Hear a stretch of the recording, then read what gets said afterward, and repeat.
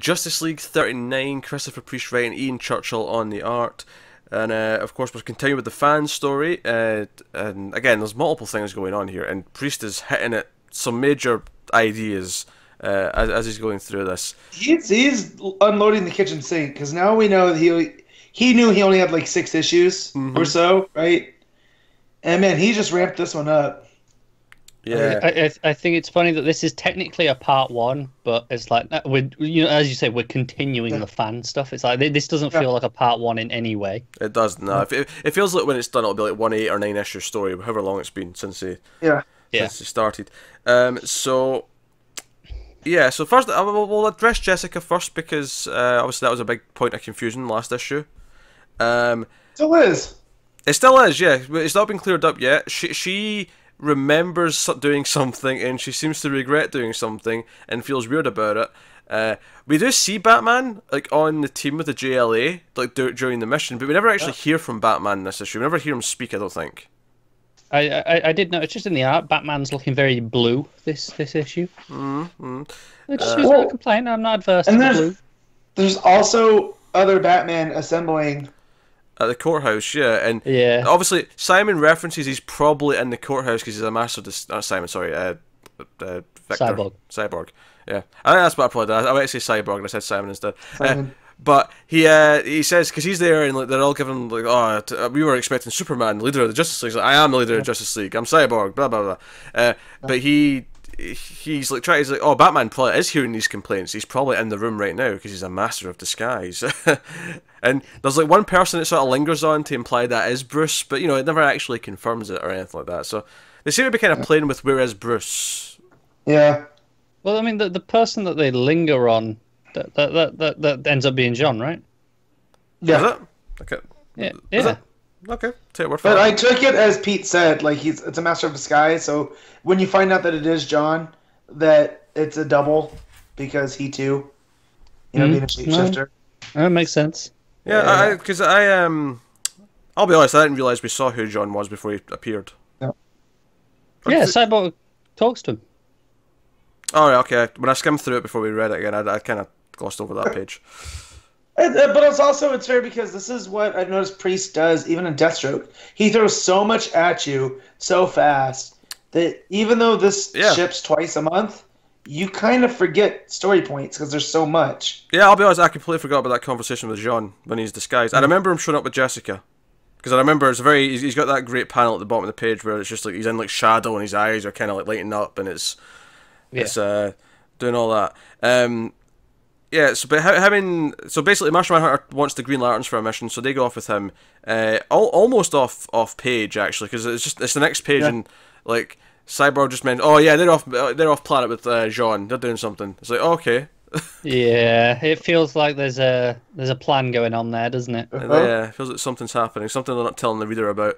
I did like Jessie's awkwardness when she wakes up and she's like, "Oh God, what did I do?" And I'm pretty convinced that wasn't actually Bruce. That she no, kissed. it's one of those courthouse Batman. Yeah, or then again, like something must have come over her. Like I'm wondering, like maybe he gave her a drug or something to make her horny. I don't know. Like, but I feel like there's something going on here. It's not just as simple as she felt like kissing Batman and went for it. Yeah, because we know her character. We know her history with anxiety and whatnot. Like that's not. Again, not trying to speak for those with anxiety. That just doesn't seem like somebody that that's something she would do. Yeah, it's a very confident move, isn't it? Yeah. Yeah. Well, at the end of this issue, we see that. I mean, the fan has also been a master of disguise. We see him as Aquaman early on. Aquaman's in the desert, dehydrating, and he shows up and kind of helps him out. Still just ripping people. I love. Oh man, Aquaman's so much fun. And he basically says, "Yeah, I heard all that conversation. Like, you're right. I'm a problem that can't be solved. Like, I know too much. I can never testify." Yeah. But at the end, we see that he can also disguise as a woman because he's the lawyer. This lawyer that we see in this issue, who's there to like work with Cyborg, and Cyborg brings her up to the Watchtower, and then at the end we see that it's actually the fan. So I'm like, okay, so maybe it was the fan who was kissing Batman last issue. I don't know. But maybe. I mean, he heard all that conversation. I can't remember if Jess was in that scene, but I would stand to reason. Yeah, if she was. so that's on the case. Obviously, perhaps the more interesting stuff in this issue is the crisis that's going on, and the public reaction to how the Justice League intervene. The JLA have tracked this train that's derailed, and it's got a lot of chemicals and stuff on it, which, if left unattended, could actually cause something resembling a small nuclear explosion. So they're dealing with that, and they call in the rest of the Justice League to help. And basically, to the public, it looks like the Justice League just fly past the poor area and go straight to... And we kind of know they're going towards, because that's where the train is, and they're going to deal with the train. Yeah. They're dealing with the most dangerous aspect first. Like, you should. But to the people that are already trying to spin against the Justice League, because we've seen, they're causing all these problems from the beginning, and Congress speaking out against them, they're spinning that into, oh no, they're going past the south side of Chicago, where, I'm trying to put this delicately, not to upset, so it doesn't get spun. But we're poorer, more in need area, which it's not as in danger as the richer part, That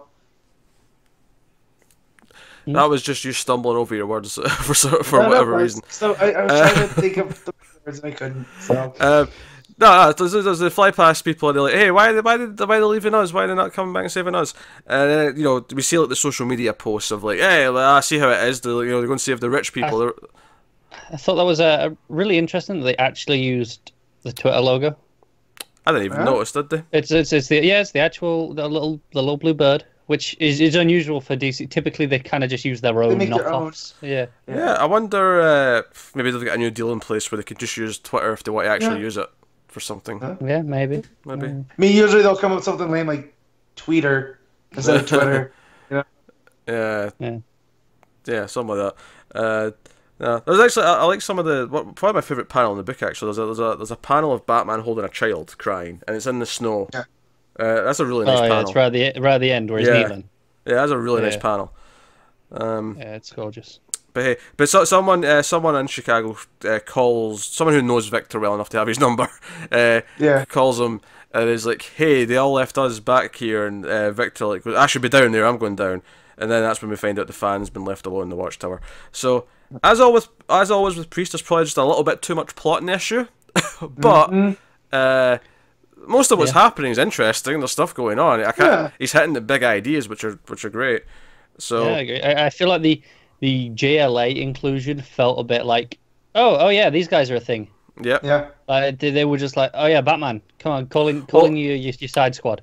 I think it's set because if I remember the solicits, there's a sort of Justice League versus JLA kind of thing coming up. I think this is just sort of planting them for that, like next issue or maybe the issue after. It makes sense. It just felt really sudden that there was just like, big full page spread of here's the JLA. I'm like, oh, okay, I guess they're in this.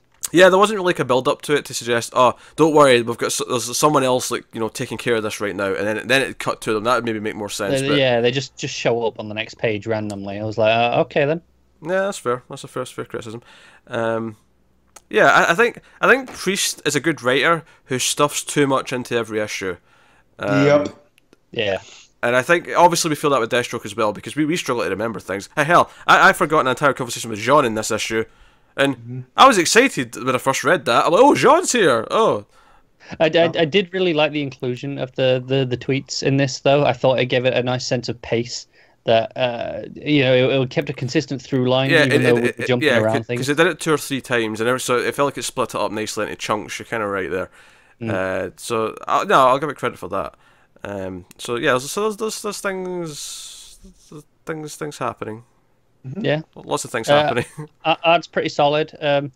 Maybe not quite as good as the previous arc. No, like I say, I really like that Batman panel. Otherwise, like there were some panels that I quite liked. There were some panels that I thought were a bit more shaky. It was kind of a little bit hit or miss. Like the panel of Superman with the chains dragging the train looked a bit like okay, Superman looks a little bit off. Yeah. But overall, it's pretty solid.